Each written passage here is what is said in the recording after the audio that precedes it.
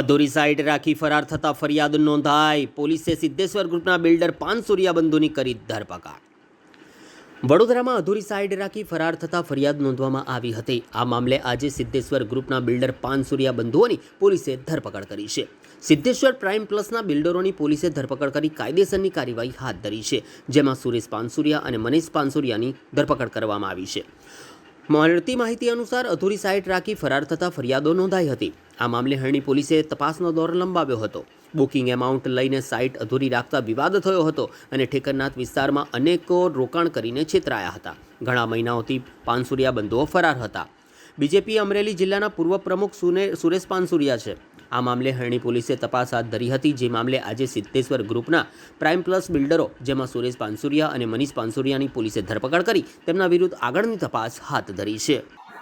ગઈ ફેબ્રુઆરી 2024માં દર્શિતભાઈ શાહે પોતાની ફરિયાદ આપેલી છે. પોતે 3 કરોડ જેવી રકમ છે એ સુરેશભાઈ પાનસુરિયા નામના જે વ્યક્તિ છે જે પ્રાઇમ પ્લસ કરીને કન્સ્ટ્રક્શન સાઇટ ચલાવે છે તેમાં રોકાણ માટે આપેલી અને રજિસ્ટર બાનાખાથી 1.5 થી 2% વળતર આપવા માટે જણાવેલું.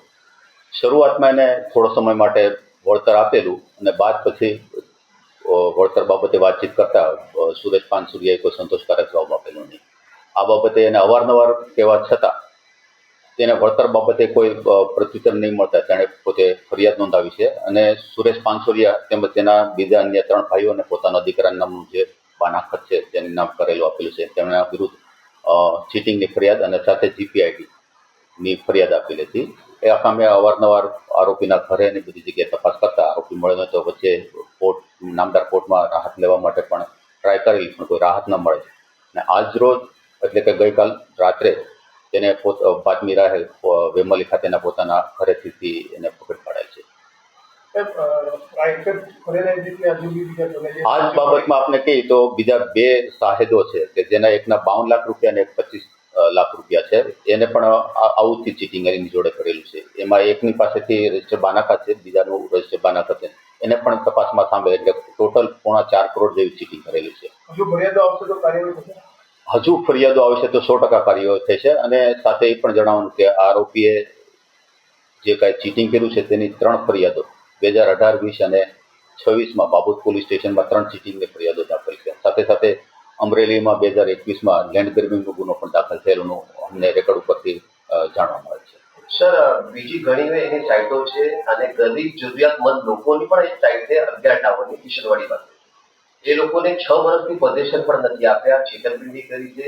એક ફ્લેટ ઉપર 3 દસ્તાવેજો કર્યા છે, છેતરપિંડી કરી છે. તો એ બાબતે જો પબ્લિક આવે તો એના માટે શું અપીલ કરશો પબ્લિકને? ખાસ કાંઈ પણ એની સાથે ચીટિંગ થયું તો 100% તે પોલીસ સ્ટેશન જે સંબંધિત પોલીસનો સંપર્ક કરે અને પોતાની હકીકતથી વાકેફ કરે, જેથી એના વિરુદ્ધ કાર્યવાહી કરવા માટે પોલીસ તાત્કાલિક પગલાં લે. સાહેબ, અત્યાર સુધી એમને ક્યાં ક્યાં આશ્રય લીધો છે તો એ પણ ગુનેગાર થઈ શકે ને?